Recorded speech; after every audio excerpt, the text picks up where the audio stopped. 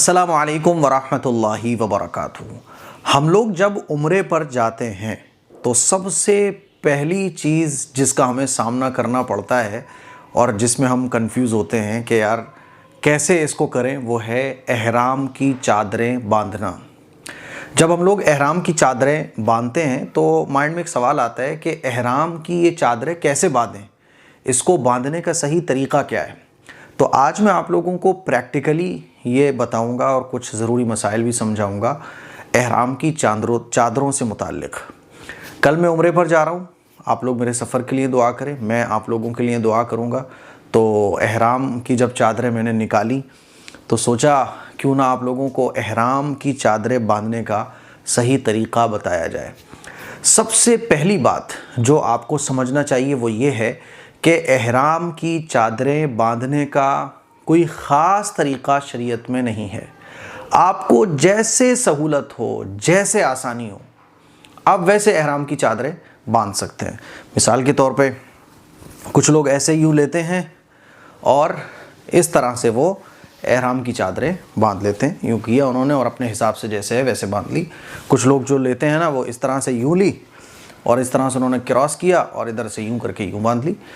तो एहराम की चादरें आप जैसे आपको सहूलत हो, जैसे आपको ठीक लगे, वैसे आप एहराम की चादरें बांध लीजिए। कोई ख़ास तरीक़ा नहीं है, ठीक है। लेकिन फिर भी दो तीन तरीक़े ऐसे हैं जो ज़रा आसान भी हैं। और चूँकि एहराम की चादरें वो बग़ैर सिली हुई होती हैं तो सामने से आपके सतर खुलने का अंदेशा हो सकता है, हवा चले, या पहली बार जब एहराम की चादरें बांध रहे होते हैं तो समझ नहीं आता कैसे बांधें। तो दो तीन तरीक़े हैं जो बहुत आसान हैं और इस तरह से अगर आप एहराम की चादरें बांधते हैं तो आपका सतर भी बहुत अच्छे तरीक़े से कवर हो जाएगा और चलने में कोई प्रॉब्लम नहीं होगी। क्योंकि एहराम की चादरें बांधने के बाद जब आप चलते हैं ना तो चलने में प्रॉब्लम आपको बिल्कुल नहीं होगी। एहराम की चादरें खुलेंगी भी बिल्कुल नहीं, ठीक है। तो सबसे पहले मैं आपको बताता हूँ कि एहराम की चादरें कैसे बांधनी है। नीचे वाली जो चादर है और ऊपर वाली जो चादर है, आप देख लीजिए आपको कितनी बड़ी चादरें चाहिए। नॉर्मल खूब बड़ी होती हैं, लेकिन ऊपर वाली जो ओढ़ने वाली चादर है वो थोड़ी सी ज़्यादा बड़ी हो तो ज़्यादा अच्छा है, ठीक है। तो इस तरह से आपको लेना है और ये पहला तरीक़ा मैं आपको बता रहा हूँ एहराम की चादरें बांधने का। और आपको ये दोनों कोने मिला लेना है। जब हम उम्रा करने के लिए जाते हैं तो एहराम की हालत में कोई भी सिला हुआ कपड़ा हमारे बदन पर नहीं होना चाहिए, सिर्फ इन दो चादरों के अलावा, जो एक बांधी जाएगी और एक ओढ़ी जाएगी। तो इसको इस तरह से हमें करना है और दोनों कोनों को मिला लेना है। देखिए इस तरह से, जैसे मैंने ये दोनों कोने मिलाए। अब जितना भी मुझे टाइट रखना होगा, देखिए मिसाल के तौर पे ये मैंने लिया, अब मुझे जितना भी टाइट रखना है, ये मुझे इतना टाइट रखना है तो मैं इतना ही इसको ऐसे दबा दूंगा। और यहाँ से दबाने के बाद अच्छे से देखिए इस तरह से मैंने यहाँ दबाया और यहाँ से इसको मैंने ऐसे फोल्ड किया। इस तरह फोल्ड करने के बाद फिर मैंने इसको इस तरह से फोल्ड कर दिया, ठीक है। अब इस तरह से आगे लेयर्स आ गई बहुत सारी। अब मैं इसको इस तरह से मोड़ूंगा। देखिए मैं मोड़ रहा हूँ इस तरह से। मैंने एक बार मोड़ा, दो बार मोड़ा, इतना आप मोड़ लीजिए कि एक तो टखने से ऊपर आपका एहराम की चादर हो जाए और ये इतनी बार मुड़ जाए कि आपको लगे कि हाँ अब ये खुलेगी नहीं। अब जब आपने इस तरह से इसको बांध लिया तो अब आपको ऊपर से बेल्ट बांधने की ज़रूरत नहीं पड़ेगी, क्योंकि ऑलरेडी ये इतना टाइट हो जाता है कि ये अब कभी नहीं खुलेगा। आप इसको खींचेंगे तब भी नहीं खुलेगा, देखो बहुत टाइट हो जाता है। और इसको आप ऐसे चलेंगे तो आपके पैर अड़ेंगे भी नहीं। देखो मैं पूरा पैर ऊपर करके दिखा रहा हूँ। तो इस तरह से। दूसरा कि हवा अगर चलती है तो हवा अगर चलेगी तो देखिए ये जो लेयर बन गई, तो हवा चलेगी तो इधर भी खुलेगा, तो इधर ऑलरेडी आपका सतर छिपा रहेगा। देखिए तो इस तरह से ये नीचे की चादर आप बांध सकते हैं, ठीक है। ऊपर की चादर का मैं अभी बताऊंगा। ये पहला तरीका हो गया। दूसरा तरीका, इस तरीके से भी लोग बांधते हैं, और वो है कि आप इस तरह से चादर को लीजिए और चादर को लेने के बाद आप इसको यहाँ ऐसे ले लीजिए, देखिए इस तरह से, ठीक है। और फिर इस तरह से आप इसको यहाँ तक लाइए। यहाँ तक लाने के बाद फिर आप इसकी लेयर बनाना शुरू कर दीजिए। आगे आपको लेयर ज़्यादा से ज़्यादा बनानी है, ठीक है। देखिए फिर आपने यूँ लिया, इसको ऐसे कर दिया, फिर इसको ऐसे कर दिया। अब ये आपकी लेयर्स बन गई। फिर इसको इसी तरह से घुमाना है। ताकि ये अच्छे तरीके से बंध जाए। देखिए देखिए, ठीक है, ये देखिए, ये आपकी एहराम की चादर बंध गई। देखिए अब आप आराम से चल सकते हैं। तो ये दो तरीके हैं जो बड़े आसान हैं।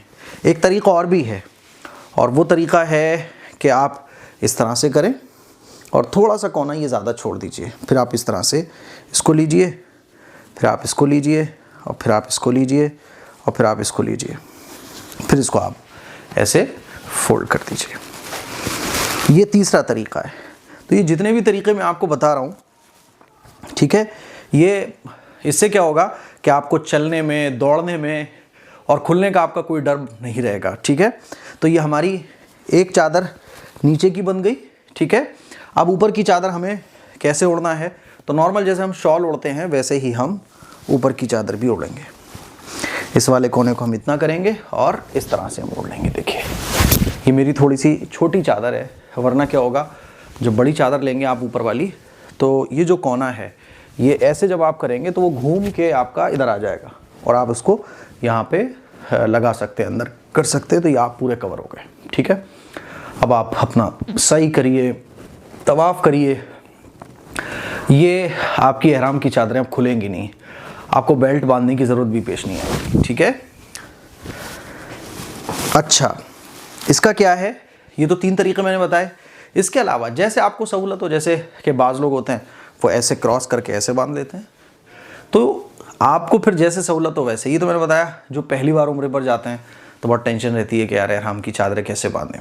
ठीक है, ये एहराम की चादरें बांधने का तरीका था। अब दूसरा मसला ये है कि एहराम की चादरें आपने बांध ली, अभी आप एहराम की नीयत ना करें, आप उम्रे की नीयत ना करें। उससे होगा क्या कि आप जब उम्रे की नीयत नहीं करेंगे तो एहराम की जो पाबंदियां हैं वो आप पर लागू नहीं होंगी। जैसे कि खुशबू नहीं लगा सकते, नाखून नहीं काट सकते, है ना, साबुन से खुशबू वाले नहा नहीं सकते हैं।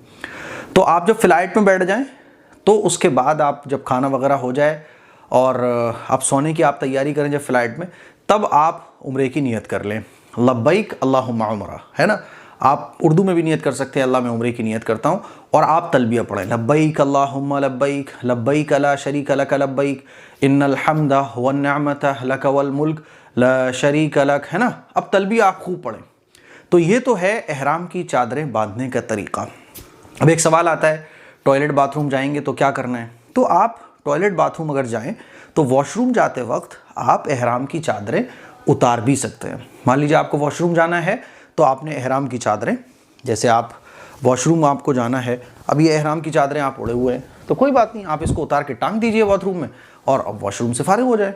ठीक है, इसी तरह से आपको नहाना है तो एहराम बांधने के बाद आप अब खुशबू वगैरह तो इस्तेमाल नहीं कर सकते, नॉर्मल पानी से नहा सकते हैं। तो आप एहराम की चादरें उतारने के बाद नहा सकते हैं। या मान लीजिए इस चादर पर कोई नापाकी लग गई, अब आप इस चादर को बदलना चाहते हैं तो इस चादर को आप बदल भी सकते हैं। ठीक है, तो ये कुछ ज़रूरी मसले हैं एहराम की चादर बांधने से मुताल्लिक़ और एहराम से मुताल्लिक़।